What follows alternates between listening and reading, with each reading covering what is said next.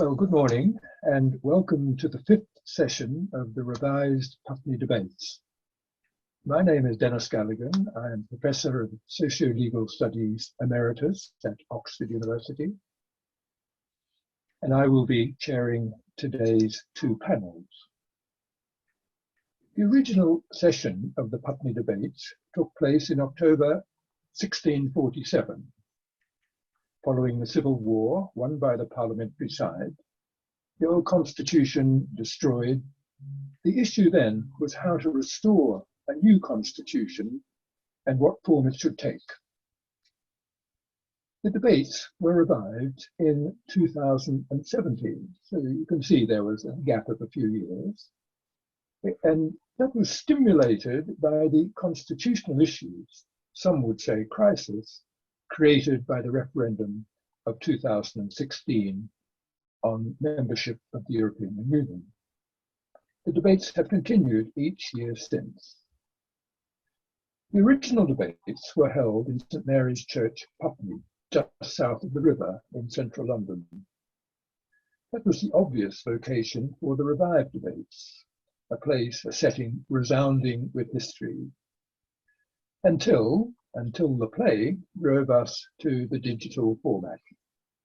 An alternative, by the way, that would not have been open to the delegates of 1647.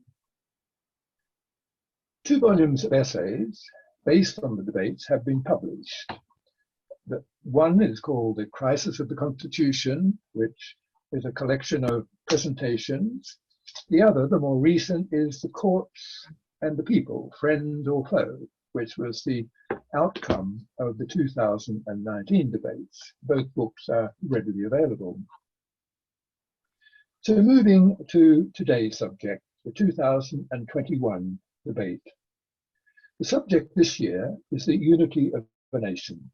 This has 2 parts. First, to examine 4 nations and draw out the basis of unity. The 4 chosen are the United States, China, Italy, and Spain. The second part is to consider the case of the United Kingdom, the form of unity, the stresses and strains within it, the prospects for the future. So what does it mean to talk of a nation and national unity? A couple of brief comments. Nations are artificial constructions. They serve certain valued ends, but they are loose and often unstable. They are alignments of diverse peoples and regions.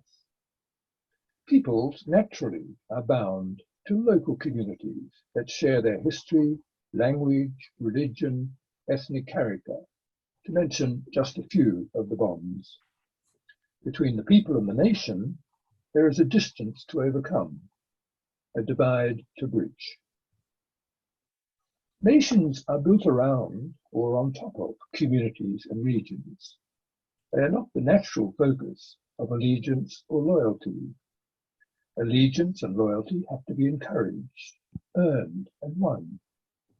The more diverse the peoples within them, the harder it is to gain their loyalty and support. As history shows, nations come and go.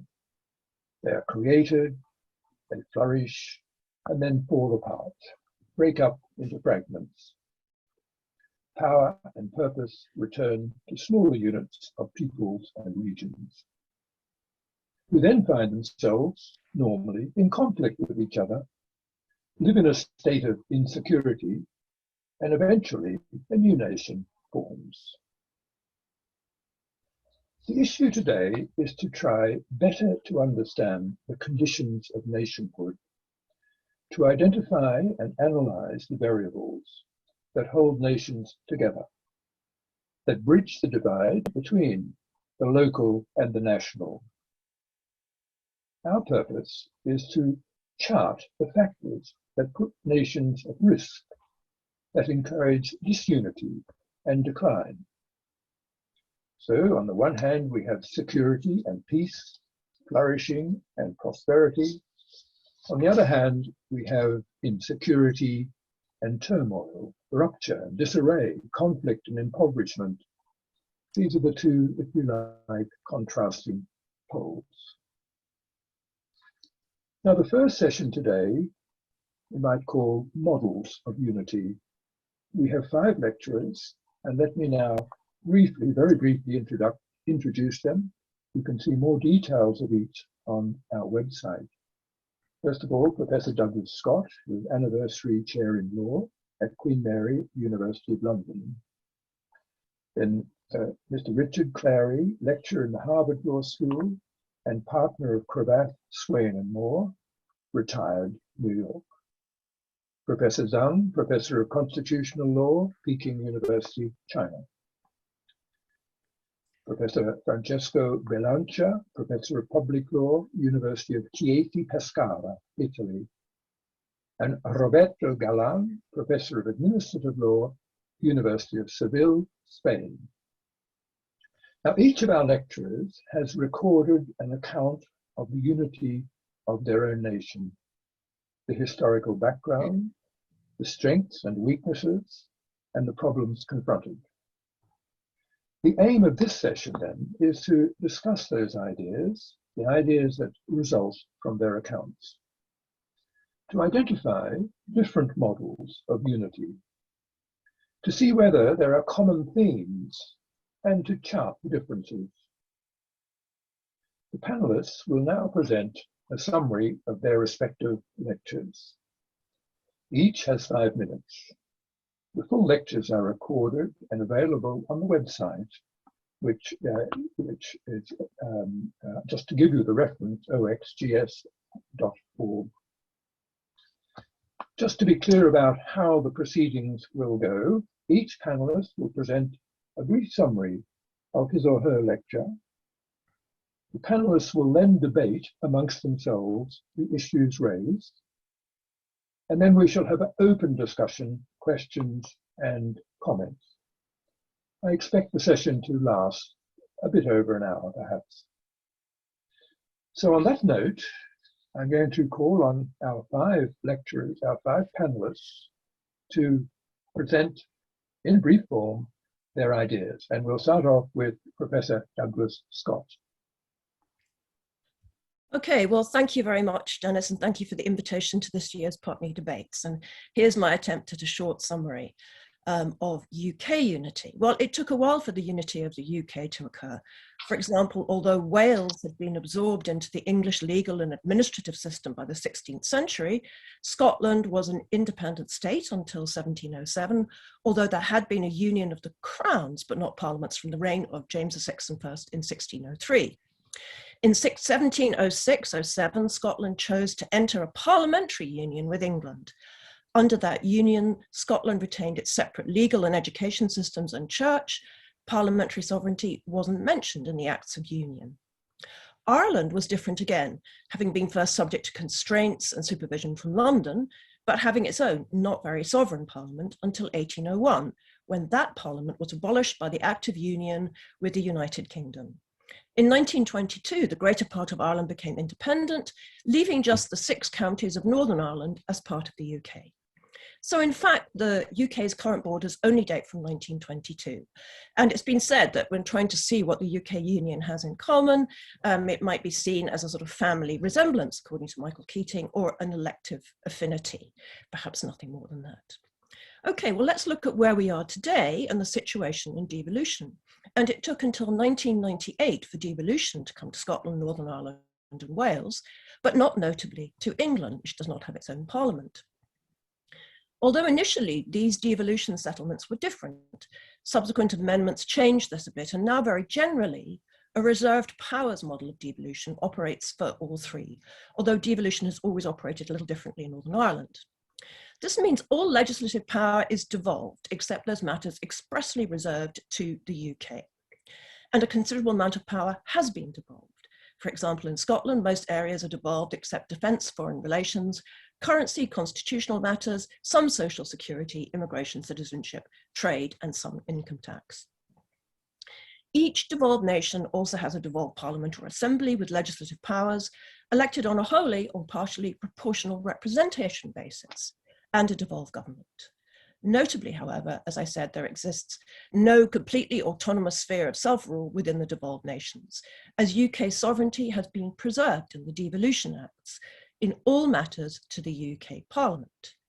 In this way, devolution was crafted to protect parliamentary sovereignty. Nonetheless, the Sewell Convention used to be generally applied, according to which Westminster, quote, will not normally legislate with regard to devolved matters without the consent of the devolved parliaments. And indeed, this was written into legislation in the Scotland Act 2016 and the Wales Act 2017. However, since Brexit, the status of the Sewell Convention has become questionable. And the UK Supreme Court held in the first Miller case that even although situated in legislation, Sewell remained only a political convention, not legally enforceable. So now, what about challenges to UK unity? Well, these challenges have, of course, been ongoing for several centuries, notably from Ireland in the 19th century, and some UK administrations were desirous of granting home rule to Ireland. In Scotland, on the other hand, the union functioned reasonably well in the 19th and earlier part of the 20th century. But it's Brexit that's notably challenged the success of devolution, especially given that a majority voted to remain in the EU in Scotland and Northern Ireland. The Brexit Northern Ireland Protocol has further undermined the unity of the UK, establishing a hybrid identity for Northern Ireland by being, for example, controlled by both UK and EU customs systems. And now there is talk in the UK of doing away with the Northern Ireland Protocol altogether. What about the future then? Well, there has been unrest in Scotland, calls for a second independence referendum. There was, of course, a first one in 2014. And in Northern Ireland, where there have been calls for a border poll on unification, but also resistance from the DUP to the Northern Ireland Protocol. There are no great solutions. The UK government has refused to accept Scotland might have any power to hold another independence referendum, insisting this falls within its reserve powers and is for the UK government alone to determine. Many in the UK remain satisfied with the union after Brexit, given that a desire for strong parliamentary sovereignty is likely to have motivated their Euroscepticism in the first place. On the other hand, advocates of Scottish or Welsh independence or a united Ireland may have little enthusiasm for an arrangement that would anchor them into the UK, even if it provided authoritative, legally enforceable constitutional procedures for protecting their different national communities within the UK state. But between those desiring independence on the one hand and robust unionists on the other, there may be a sizable group of people, a majority even, who desire a different constitutional settlement for Britain. Might federalism provide a solution? Federalism differs from devolution in that it usually involves a division of sovereignty between a federal centre and sub-state units. But in the UK, parliamentary sovereignty is often seen as an obstacle to federalism. I personally do not think that parliamentary sovereignty should be such an obstacle. And in my longer talk, I sought to explain why and outlined some alternative solutions. But as I said there are no easy options for the future of the UK. Thank you very much. Well, thank you very much, Sionaidh, for that precise and perfectly timed analysis, a summary of your presentation. Now we turn to Richard Clary. Richard, over to you. Thank you, Dennis, and thank you for inviting me to participate in this debate. I'll describe very briefly the United States system of federalism, and I'll begin with just a brief bit of history. When the 13 colonies in America declared their independence from England in 1776, they did so as 13 separate sovereign states, loosely united for the purpose of rebelling. Their first attempt at some form of centralization, the Articles of Confederation, was in fact a treaty among the 13 states, with each state retaining all its sovereignty. And the legislature that was created, called Congress Assembled, operated on a one state, one vote basis, with no ability to pass laws dealing directly with the citizens and no real coercive powers over the states. It was inadequate to the task. And in 1787, it was replaced by the Constitution. The Constitution established for America the model of federalism in which we split the atom of sovereignty by establishing a strong new national government with extensive enumerated powers while preserving the existing sovereignty of the states to the extent powers were not exclusively assigned to the national government or were not prohibited to the states by the Constitution. The Constitution succeeded in establishing a nation, the United States of America, with 3 initial capital letters, where the phrase had previously been just a description of a collection of sovereign states, united with a lowercase u. Former colonists, who at the time considered themselves citizens of their states, became now also citizens of a nation as well as citizens of their states. The national government and the respective state governments, each with their own executive, legislature, and judiciary, exercised authority simultaneously over their overlapping citizens and overlapping territories. It is important to emphasize that the new government created by the Constitution was at once a national government and a federal government, and was so presented in the Federalist Papers. The states as states were assigned roles in the formation and operation of the new national government, including ratification of the Constitution on a state-by-state basis, only becoming binding on each state upon its own consent. Amendments to the Constitution required and still require the approval of 3/4 of the states as states. Each state, regardless of size and economic power, is equally represented in the upper chamber of the national legislature, the Senate, and famously or infamously, the national executive, the president, is elected on effectively a state-by-state basis through the Electoral College. One unique aspect of the American form of federalism, or at least unique when first created, was that the lines of power and authority between the 2 layers of government were left inherently ambiguous. Instead of clear demarcations, the Constitution established an independent national or federal judiciary with robust judicial powers of review over the acts and the legislative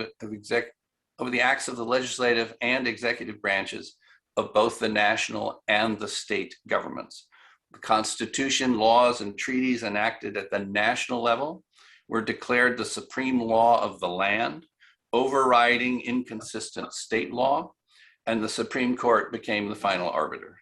Thus, the protection of the national government from encroachment by the states, the protection of the states from encroachment or overreaching by the national government, and the protection of the individual citizens from overreach by any layer of government ultimately rested on the shoulders of the National Supreme Court.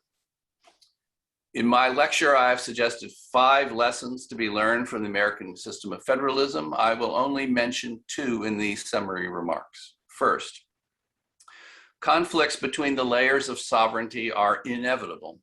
So a resolution mechanism, a final arbiter that is seen as legitimate by all the competing sovereigns and by the people is essential. That need not be a judicial function the way it is in the United States if robust independent judicial review is not already accepted as part of the existing governance structure, but then something must take its place. Second, to be successful, there must be a spirit of federalism, by which I mean political forbearance and self-restraint, political cooperation and accommodation across the competing layers of sovereignty. Without that, any system of federalism can easily be bogged down in disputes between the competing sovereigns, as we are currently seeing in some aspects in the United States, rather than acting in harmony for the good of the shared citizens. Thank you. Well, thank you very much, Richard, for again a very neat summary of a complicated set of issues. We move straight away to you, Professor Zhang, and look forward to your comments on the situation in China. Thank you, Dennis, for inviting me to this very interesting debate on unity.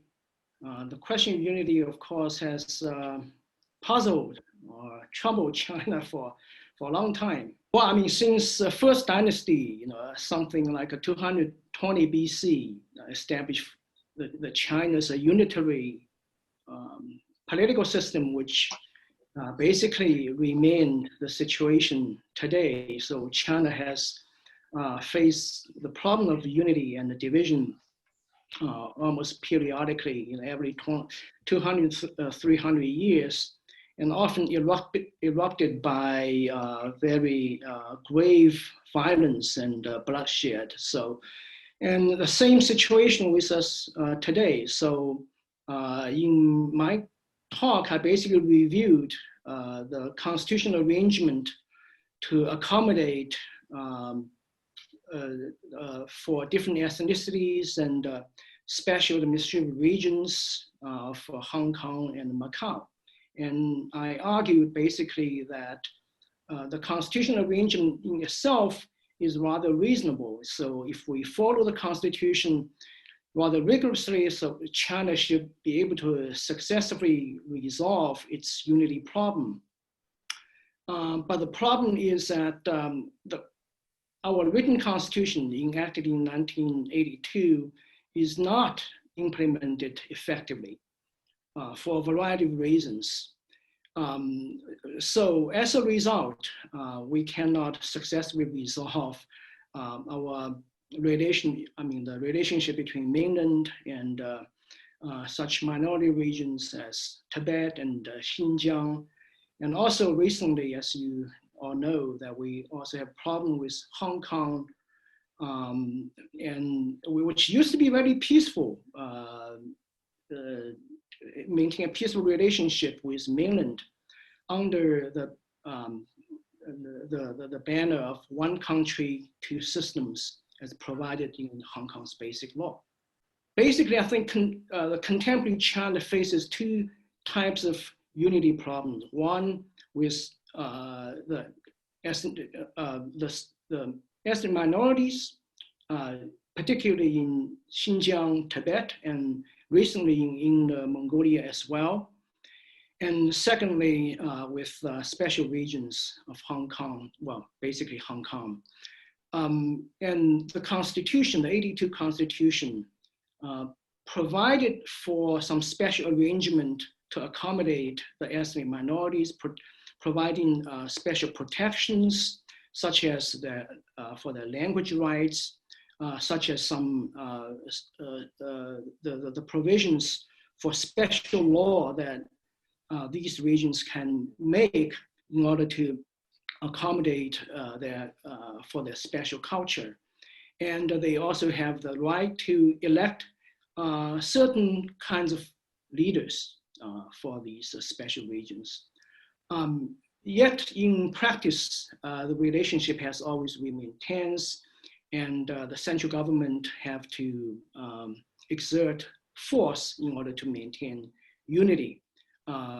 Since the Constitution, well, in a sense, the Constitution is not enough to provide sufficient reliable local autonomy to these ethnic minorities. And even those provisions in the current Constitution are not faithfully implemented. And recently, you see also the problem with Hong Kong, because Hong Kong used to be peaceful, even though it has problems with mainland, but these problems, which we experienced about 10 years ago, are comparatively small to the problems that we confront today. Well, the 82 Constitution also authorized our National People's Congress to enact the basic law, which made the special system for Hong Kong and Macau. Basically, so Hong Kong and Macau have, you can say, special constitutions for their own. So this system runs rather well, I would say all the way up to 5 or 6 years ago, when mainland began to interfere with the matters in Hong Kong and cause distrust among the Hong Kong people. So you see the massive protest, and then the mainland responded with even harsher force. And last year, we enacted some special state security law for Hong Kong, which was not regarded as a normal mechanism authorized by the basic law. So one country and two system mechanism used to work because it is a sort of social contract between mainland and Hong Kong, because Hong Kong want the two systems. They want a special system for the Hong Kong residents, but the mainland want the unity, even though a symbolic unity. So one country as kind of a trade with the two systems. But the mainland take a unilateral step. Well, it actually was it acted out of good faith, because the only defect with this contract is that Hong Kong's democracy is not guaranteed. So the National People's Congress want to give Hong Kong more democracy, after 20 years of taken over by the mainland. But it did not work out because apparently Hong Kong people's demand exceeded the central government's expectations. So this social contract is now broken.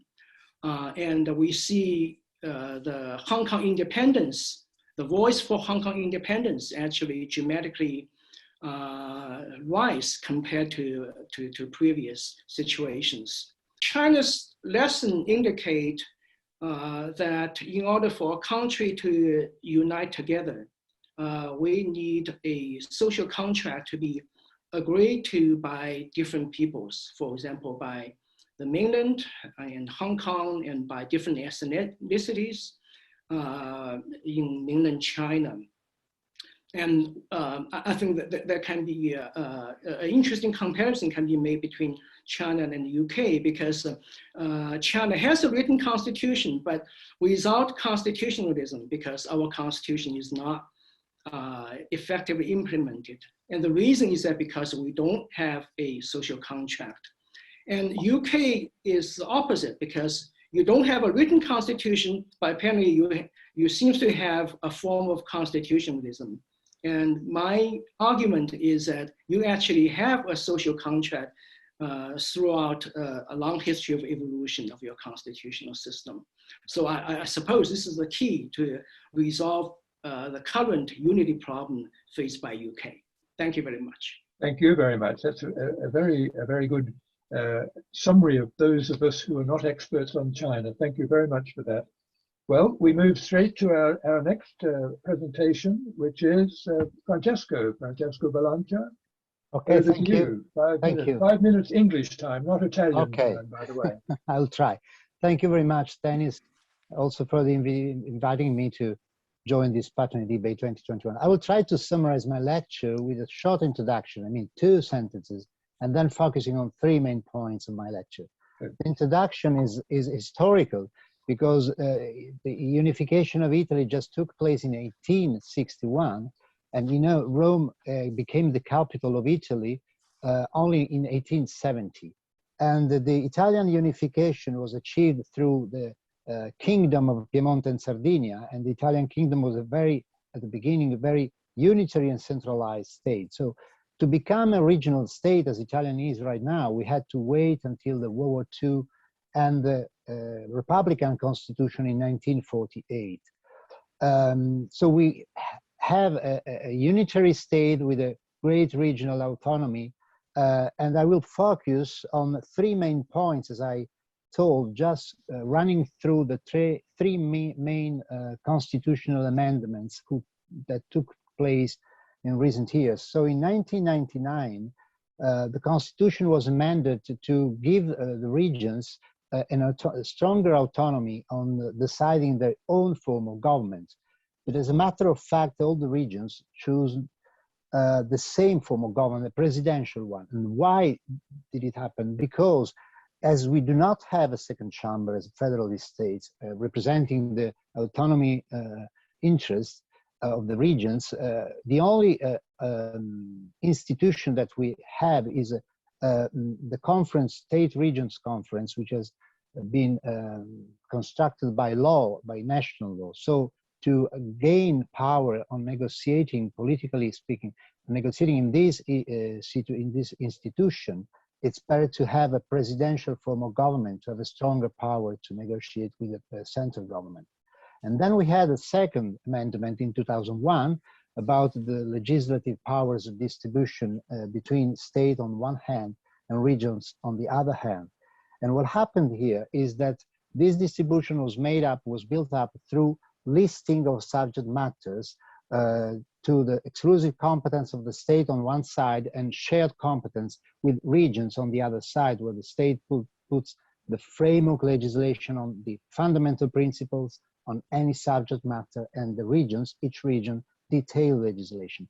But in the 20 years after this constitutional amendment, the Constitutional Court had to deal with a huge amount of conflicts of competences. So we could say that if you want to know how it works, the Italian regionalism, you have to deal with the Constitutional Court case law on judicial adjudication on limits and constraints on the competences of state on one side and regions on the other side.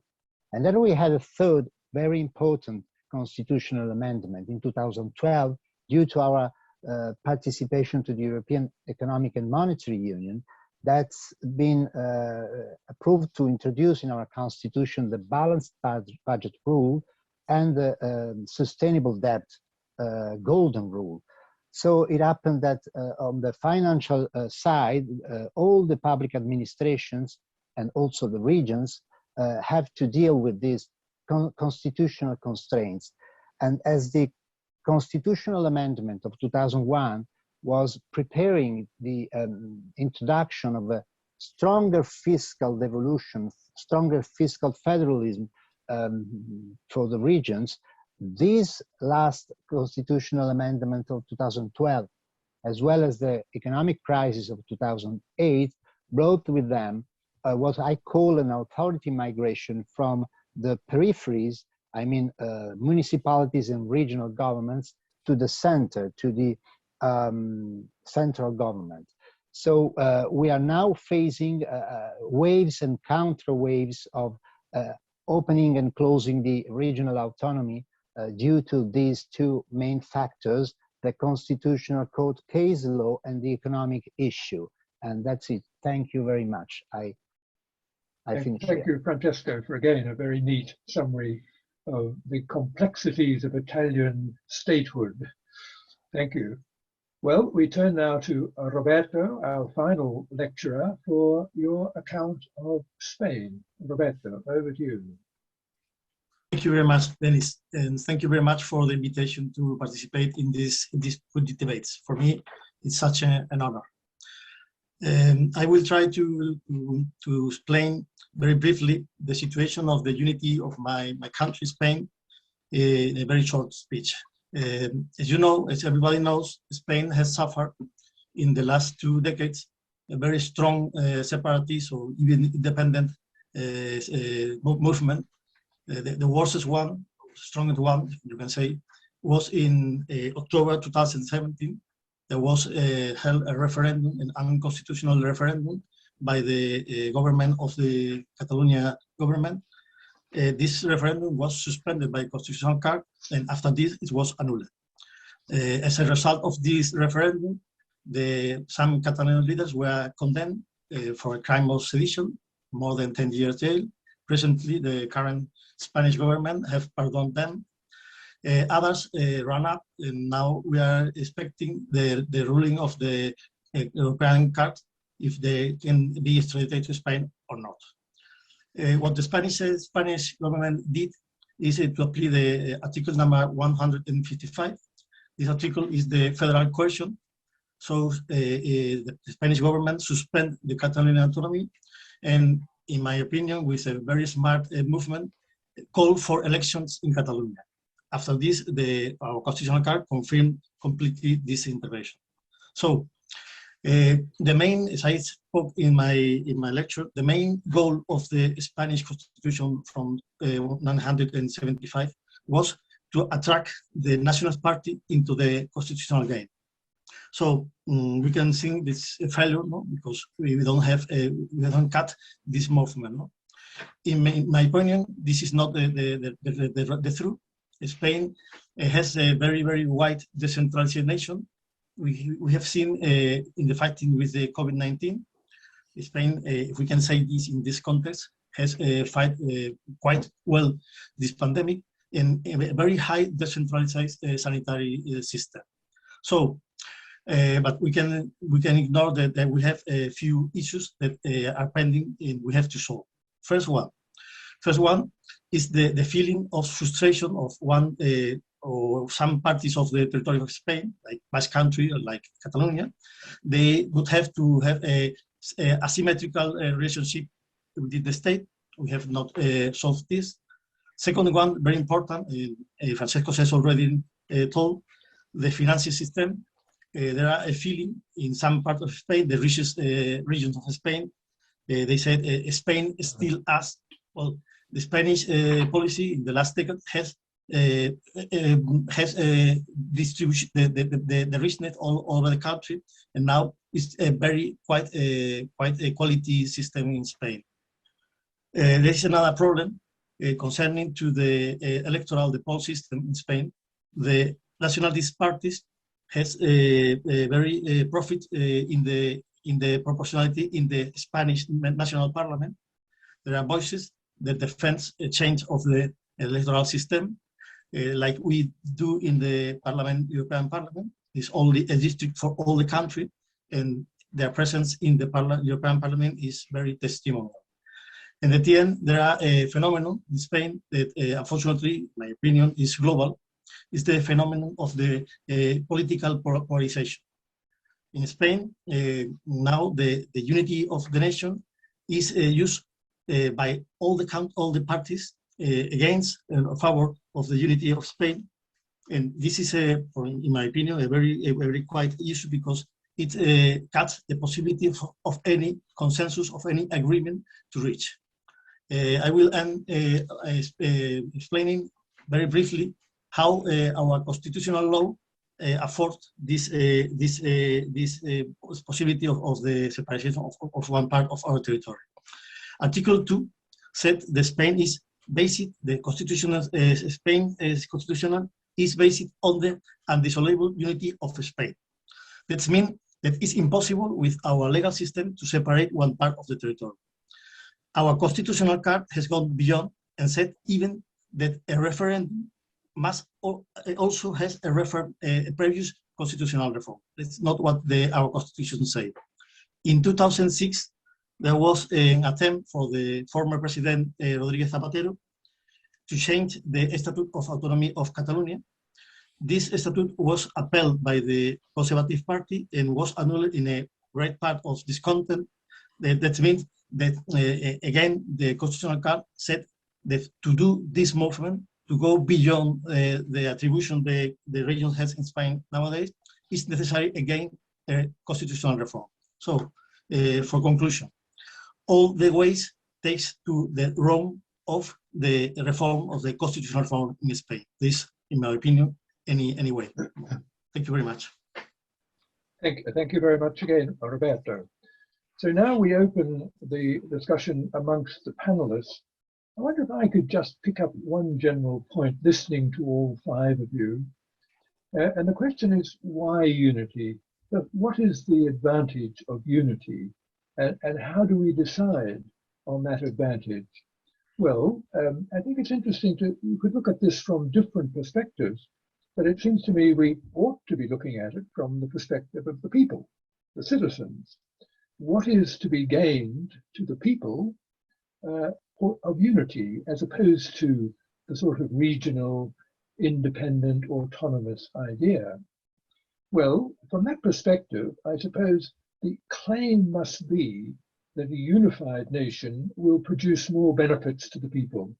Or, to put it another way, the well-being of the people will be better advanced under a unified system than under a fragmented one.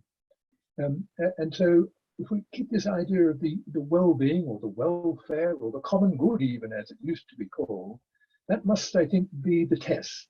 Do the people benefit from union and unity, or is it actually a disadvantage, a cost to them? That's one point. The second point is that how do we then produce that unity, given, let's assume it's a good, it's of value. The second thing is, how do we produce it? Well, as you've all been addressing, we produce it through a constitutional order, a set of institutions, a set of doctrines and processes whereby those benefits bring together the people and provide them with things not otherwise available. But then that brings us to the third question, which is the hardest of them all, in my opinion. Richard adverted to the spirit of unity. I think Professor Zhang also indicated the same idea. What is it that enables the system to work? So I wonder whether we might just hear some views on that, or to put it another way, that final issue, how do you inculcate, how do you foster that spirit of unity in a people? And that's quite an interesting question, I think, because it's not obvious that the people are going to necessarily think that, say, the United Kingdom is to their benefit. And it seems increasingly some of the nations within the nation are forming that view.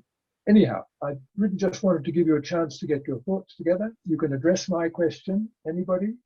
Richard, you talked about spirit. Well, maybe I could ask you to just comment on this issue of spirit. Oh, okay. I was actually going to comment on your first question first. Oh, okay. No, go ahead. Benefits of unity, if I may. One historical observation and one current observation. Historically, at least from the American experience, and I suspect that's true in the other countries as well, the driving force for unity and the benefit to the people from unity, to the extent that people were actually involved in the decision to unify, which is a different question altogether, is protection from the outside world. Right. So, for instance, the reason the Articles of Confederation didn't work was all 13 states realized that they were in danger from England, they were in danger from France, etc. And also they were in danger from each other. Each one was trying to benefit commercially, economically, to the disadvantage of the other states. And that therefore, in order to proceed in the world, it was necessary to be a nation and not just a confederation or collection. That's my historical observation. My current observation is that I think, at least in the United States and potentially in other countries as well, we're seeing another benefit that could be available through the unity, through the national or federal government, dealing with the pandemic. Which is a situation that sort of cries out in the first instance for at least some national level response that sets a floor for how to deal with the pandemic, followed perhaps by regional efforts to increase that floor to meet the needs of individual areas of the country. What we're seeing in the United States, however, is the national government originally under our former president denied there even was such a thing as COVID. So the states had to step forward, some states stepped forward to try and deal with the issue on a state-by-state basis.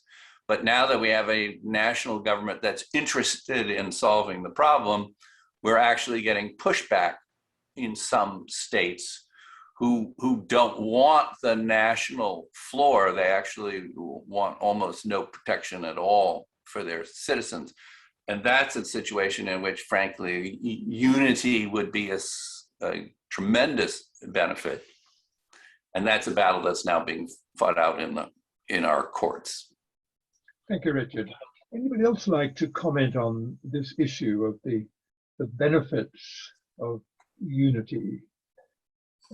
Yes, Sionaidh, I think it's quite pertinent to the United Kingdom at the moment, isn't it? Whether there are benefits to unity. Yes, it certainly is. And in responding to the points that you made, Denis, I think I'd also like to respond to Professor Zhang, if I'm Sure. pronouncing your name correctly, because that was quite a provocative point that the professor made towards the end of his talk about the existence or not of a social contract in comparing China and the United Kingdom, saying that the one has a written constitution but lacks a social contract, and suggesting that the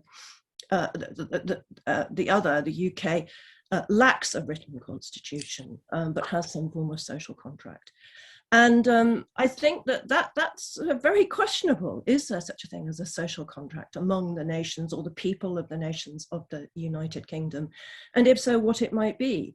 There have been endless debates about this, but just factually, the unrest in these various nations and territories suggests a lack of happiness of some people at least.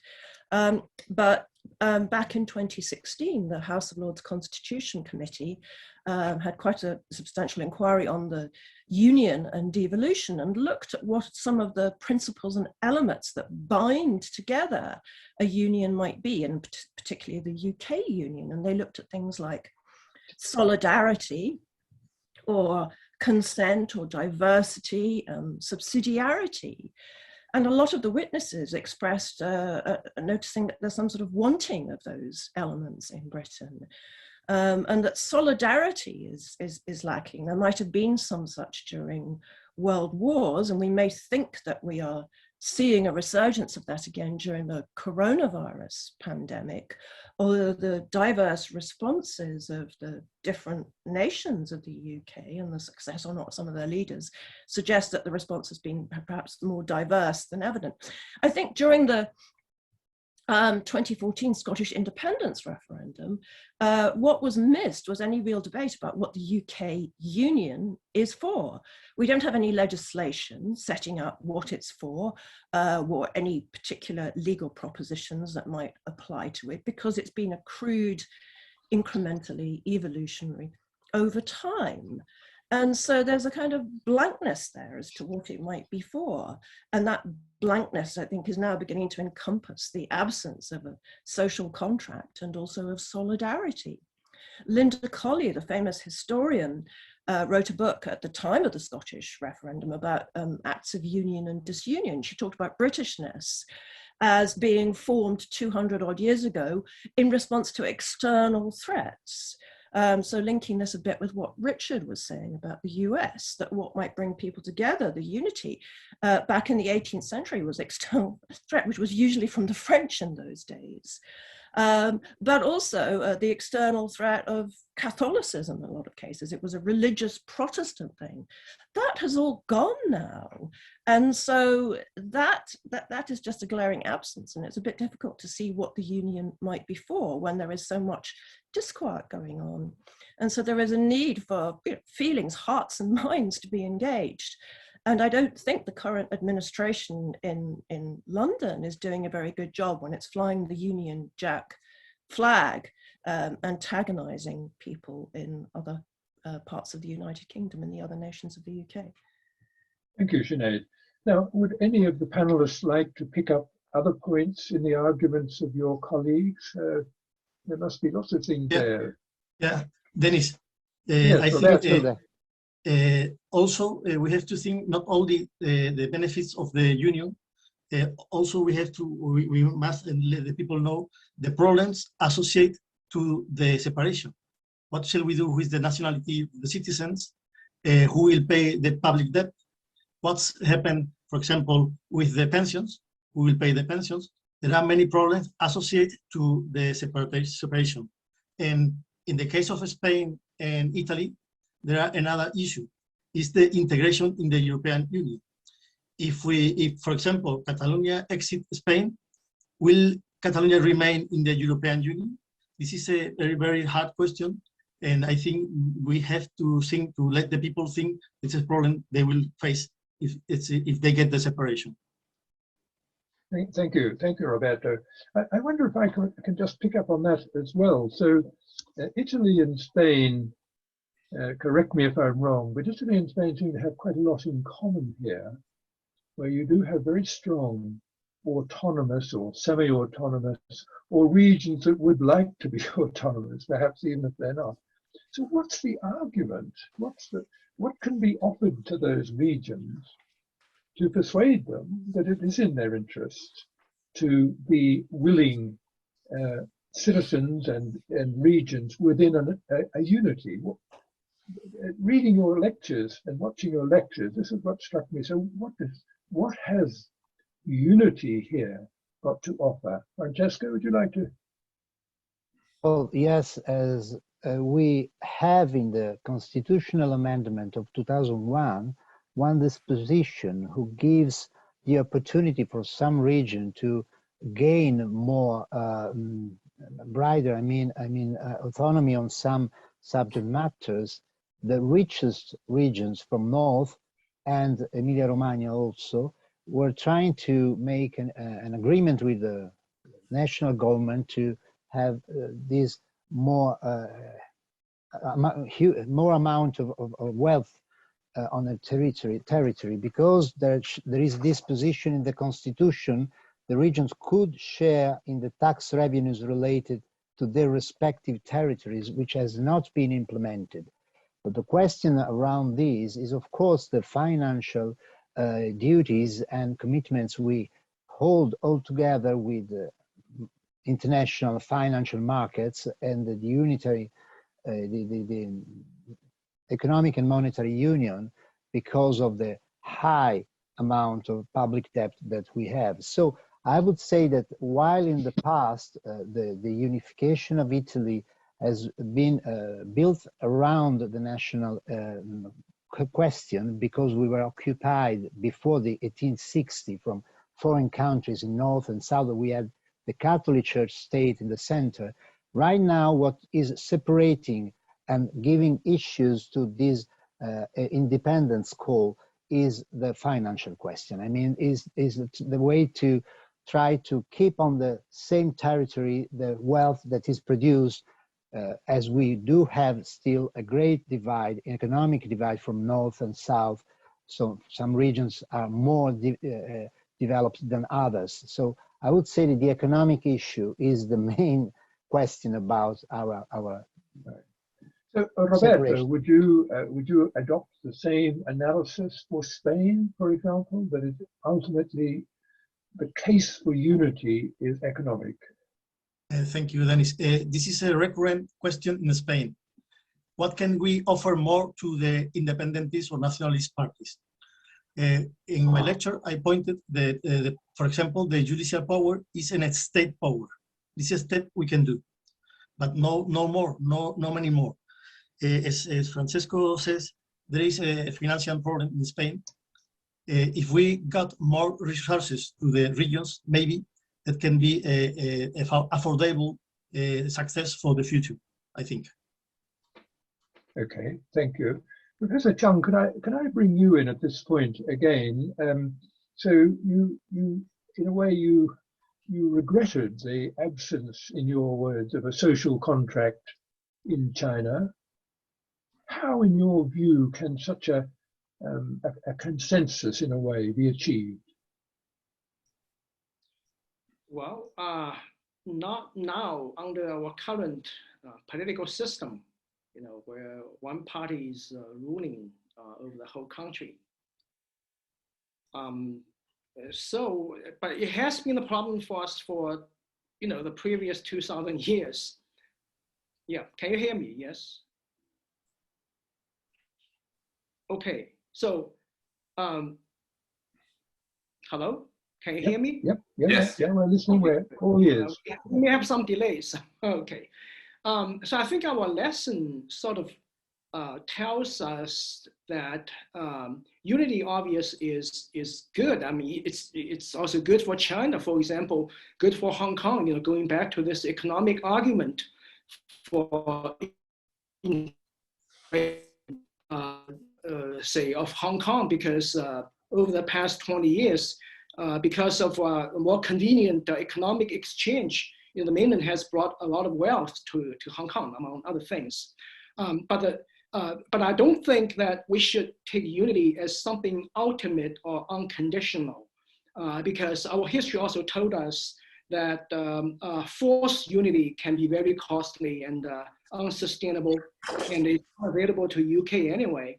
So if we have three options, one, peaceful unity, second, peaceful dissolution, and third, forced unity or violent dissolution. The third is obviously the worst. And we should always strive at the first, but if we wind up with the second, it's not really the end of the world, and it's at least better than the third. And if we can, try to deal with things peacefully and respect each other's interests and opinions, actually it would help us to move to the first choice, because people of different people or in different areas would feel that they are respected and they would feel comfortable living together under one sovereign. And unfortunately, China so far has chosen this the third most unfavorable choice. But may I just press you a little more on that? So how do you get to the second? What are the conditions or the variables to get from the third to the second? Well, we basically have to open ourselves up. Of course, for example, a lot of people, this has been a huge practical problem for, say, democratization in China. I was giving a lecture in Nanjing, which used to be a capital, on democracy, talking about our Republican government. But there's immediately someone will question that, saying that if we democratize China, China would immediately dissolve its unity, because area like Xinjiang in Tibet or Hong Kong would choose to leave. So there may be a critical issue of timing that is under the current situation where say people in these peripheral areas really have a lot of hatred against the Han ethnicity, against the mainland government. And if you immediately open up, then it could be a dissolution and also a violent dissolution. So we may have to keep the situation for a time being. At the same time, we have to open up. We have to make sure that the country and our majority of our people respect what I call the political natural laws. For example, the freedom of speech, the freedom of religion. So people respect each other. People can communicate freely with each other to explain, why, say, they don't want to stay in China, what they have suffered in the past. So the mainland, our dominant race is Han. The Han race will understand these minorities better. So we may actually, first of all, emotionally solve our problems, and Thank you. All right, now I'm starting to get some questions coming from our audience, but before we move to questions, I wonder if anybody on the panel would like to pick up another point or another issue that's come through in the 5 lectures. Richard, yes. Yeah, I wanted to return to your original question about the spirit of federalism. Oh, yes, spirit of unity. Well, Professor Zhang has just talked about that a bit, hasn't he? I agree with Professor Douglas-Scott that part of the job of the national government is to be continuously selling the benefits of having a federal system, but that's from the top down. There's also the question of, is there a spirit of federalism from the bottom up? Yeah. Are the people in fact still embracing the concept of a federal government? And I think one of the problems we see now in that area, and this ties into some of the other lecturers' comments, was as Professor Douglas-Scott put it in her lecture, the demise of the, I hope I get this right, the good chaps form of government. Yeah. The premise, certainly a premise in the Federalist Papers for the US Constitution, that wise, independent leaders, political leaders, would be driving this process, rising above regional or ethnic or partisan views to benefit the collective good. And as we see that disintegrating in a lot of modern society, it becomes harder and harder to maintain the unity, because it's easier to be a harsh speaker in terms of protecting your own region, as compared to being a modest speaker who's protecting the union. And I think that's part of the problem we're seeing now, is that there's a partisan benefit to emphasizing the differences rather than emphasizing the collective benefits. Richard, that's an interesting comment. It leads me back to the notion of partisan politics, or if you like, social movements, which seem to be dedicated to the destruction of the Constitution, or to put it another way, perhaps less brutally, concerned with a more immediate relationship between their interests and their needs on the one hand, and the process of government on the other hand. We had the Cinque Stelle in Italy, for example. Francesco might like to comment on that. I think in Spain you could identify some of the autonomous groups with a similar sentiment. Certainly in the United States and across Europe generally, there's no shortage of these social movements of a partisan, of a very committed political ideal, which does seem to really undermine, rather than in any way support, the unity of the nation. So I wonder whether anyone would like to comment on that in the 5 respective nations. Francesco, Italy's been very prominent in this regard. Yes, but I would refer more to the Lega Nord party Lega Nord, than right. Cinque Stelle. But what happened in Italy, and still happening, is that the regional government has been used as tool of opposition at the national level. So gaining the position in the regional government was used by the parties which were in the opposition on the national parliament to fight against the national government from a different point of view. I mean, the regional central direction. So this is one of the, misunderstanding of the role of the local government. It was seen as a national tool from opposition, and it is why the nationalism or somehow the populism will destroy, the institutional framework, using that in a different way. May I ask something more, because I want to refer to the Professor Douglas-Scott lecture, bringing in the center also the question of the Constitution, because she notes that in UK you do not have a shared rules government among the nations, and she makes reference to the, let me see, I've written here, the Constitutional Reform Group and the Act of Union draft bill. And I was wondering if a written constitution, as it is a way to question the sovereignty of Parliament, will bring with it also a judicial review of legislation in a central level. I mean, is the UK Supreme Court independent enough from Parliament, from national Parliament, from the House of Lords, to take the position of a constitutional court, among the different nations, different states in the new perspective, of course? Okay, thank you, Francesca. Sionaidh, would you like to address that point? Okay, yes. Well, I think that what I was saying at the end of my lecture is that there is a sizable sector of people who would like to see a different constitutional settlement in Britain, maybe a federal one, maybe not. Parliamentary sovereignty, the kind of eccentric, extreme way it's applied in the UK, is a bit of a problem for that. I think if there were to be a codified constitution in the UK, it wouldn't be necessarily one that had a sort of hard judicial review of the sort we see in the United States.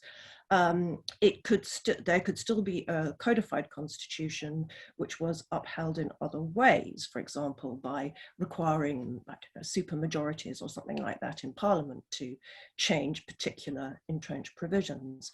But moving on to the Supreme Court, well, I think part of the point of moving it away from the House of Lords into its own separate building in the Guildhall was to ensure that it was seen as an independent institution, totally independent of the legislature and of Parliament, by the Constitutional Reform Act, which is one of the very few acts of Parliament that exist in the UK that has the word constitution in it. Some members of the Supreme Court are required to be from the various nations, two from Scotland, one from Northern Ireland, and one, I think, I'm not sure, from Wales.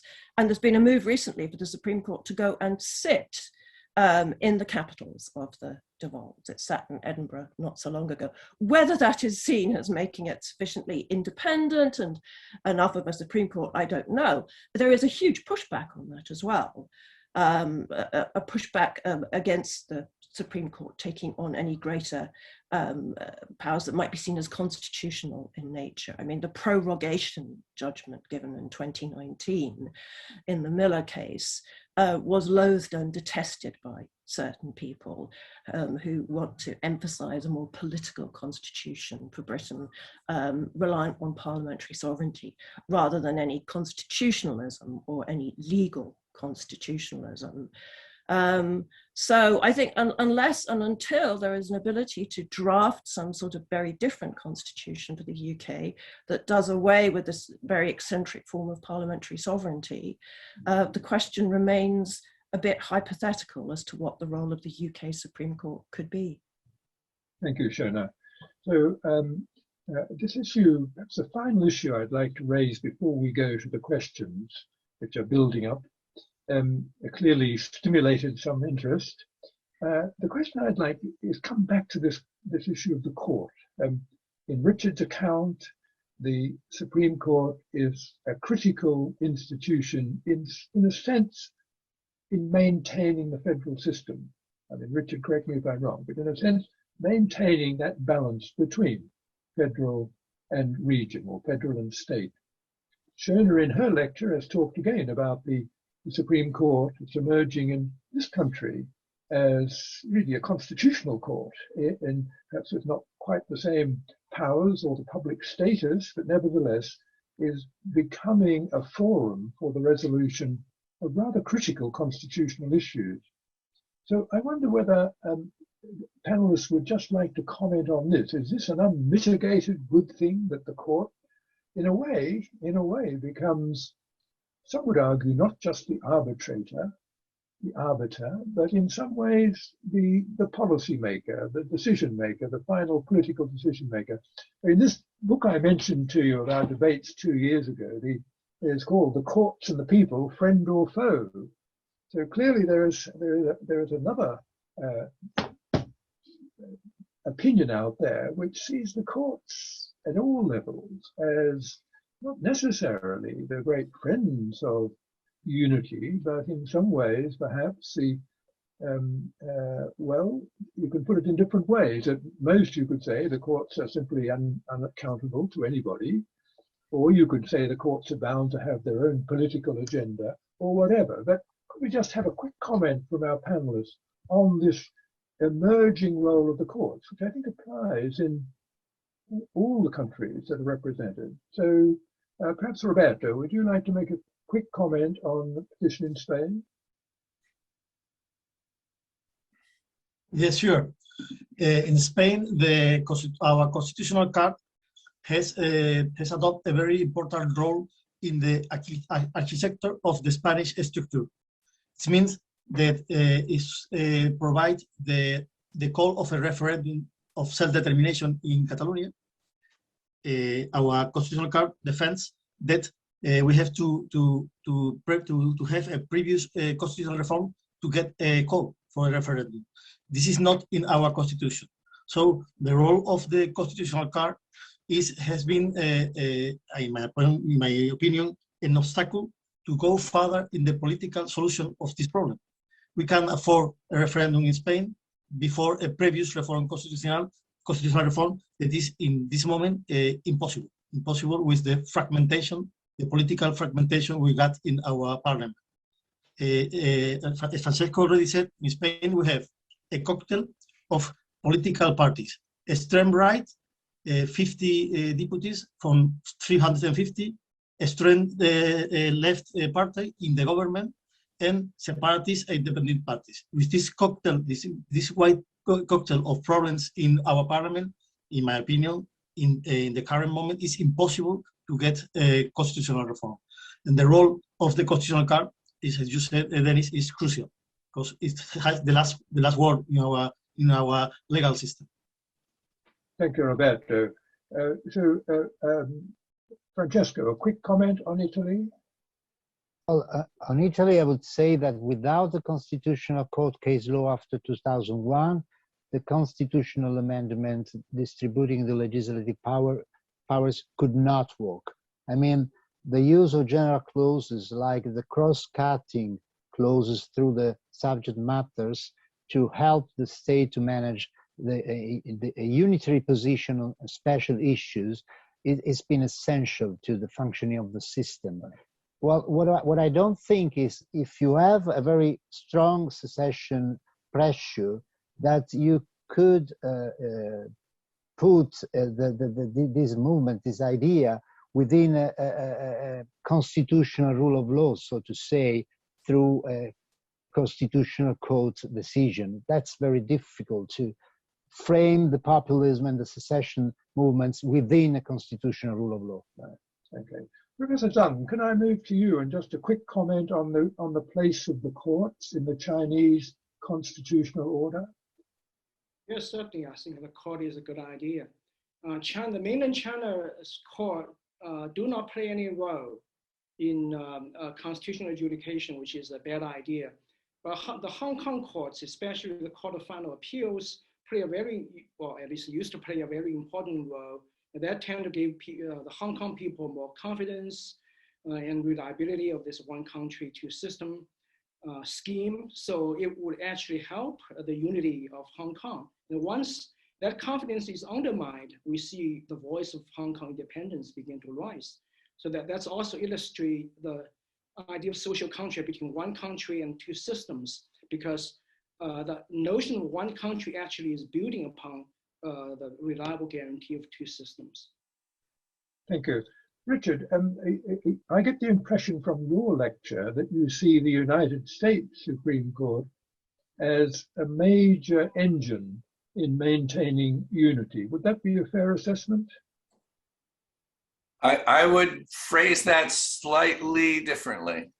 I think historically it has played a major role in creating and maintaining the national unity. It certainly in the early days of the Republic was essential to establishing the federal government as a legitimate and strong player. And in the 1900s, certainly played a role in affirming the ability of the federal government to deal with the Great Depression, World War I, World War II, et cetera. The reason I'm hesitating with your description is right now, right, we're seeing a change in the approach of the court. It obviously, its viewpoints change as its membership changes, but in general, they've only shifted within a reasonable bounds, guided in part by rules of precedent.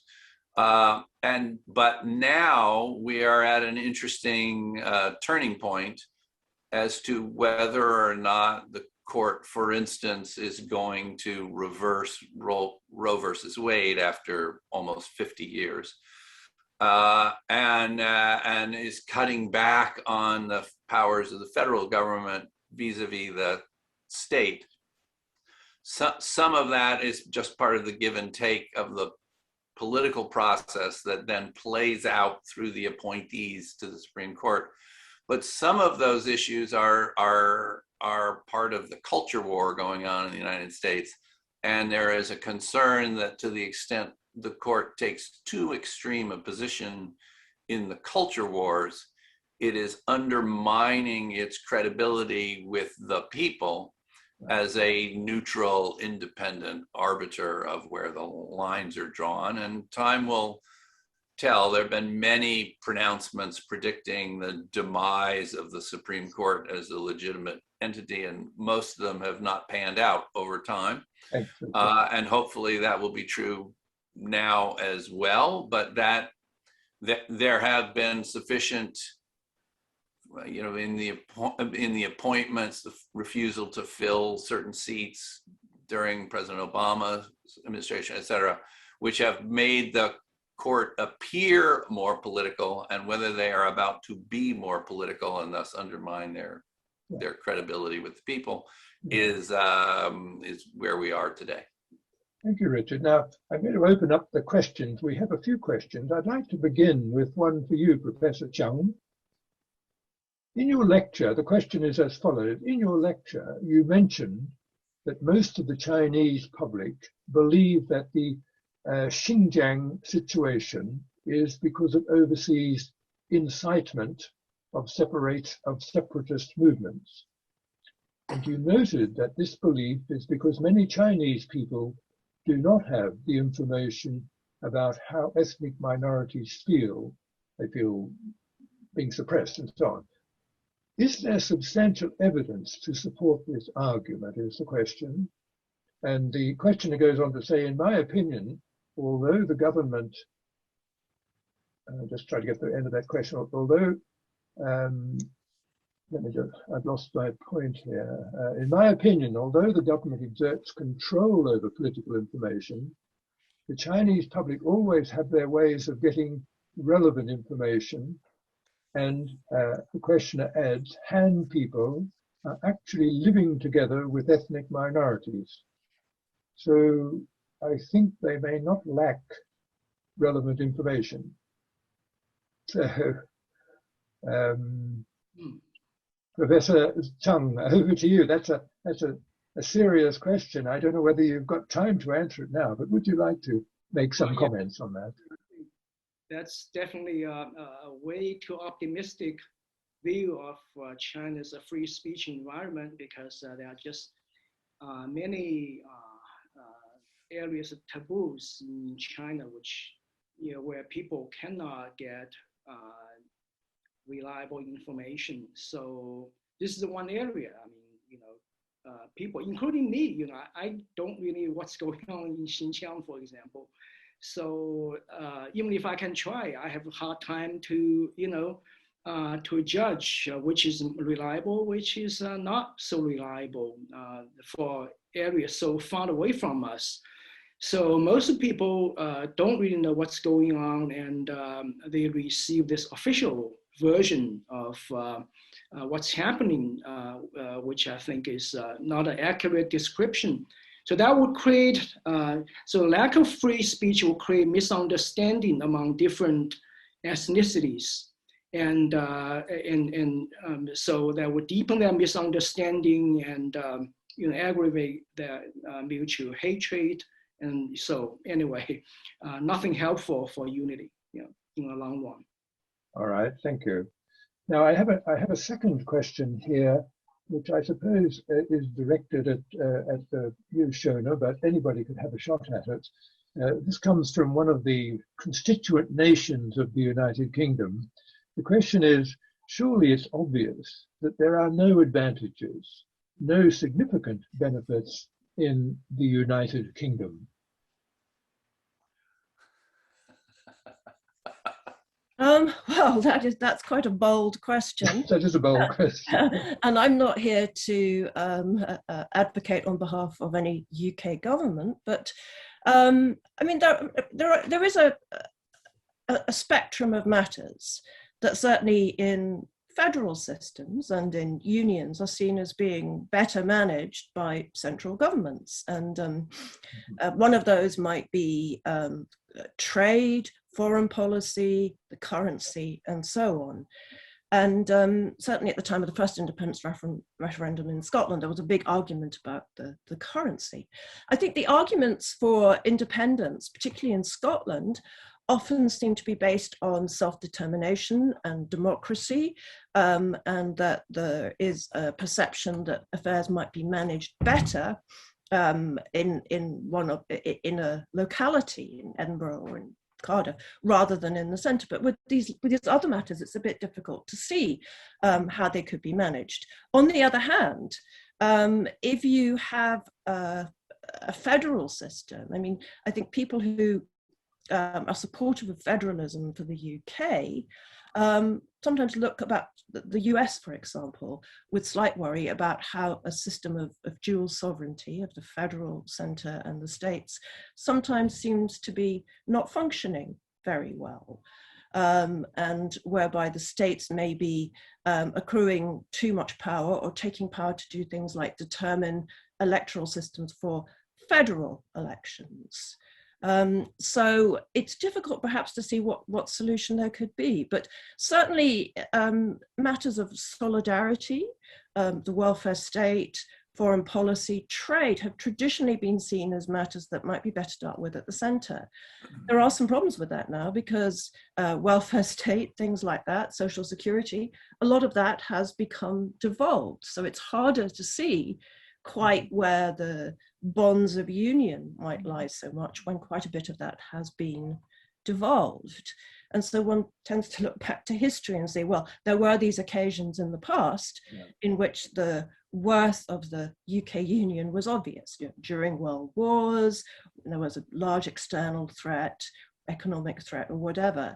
That is becoming less obvious, I think, even in the present pandemic. Because there have been differentiated responses to that as well. I'm sorry, that's not a very good answer. Well, just trying to set out some of the issues. Thank you, Sionaidh. Now that's a big issue to try to answer. I like the idea of the bonds of unity. This was quite a nice phrase that you used for expressing the issue here. So what are the bonds of unity? Well, I'm afraid that will have to be the subject of another panel discussion. We've reached our time. I'd like to thank you all very much indeed for the effort, the time, and the intellectual endeavour you put into making this a successful discussion.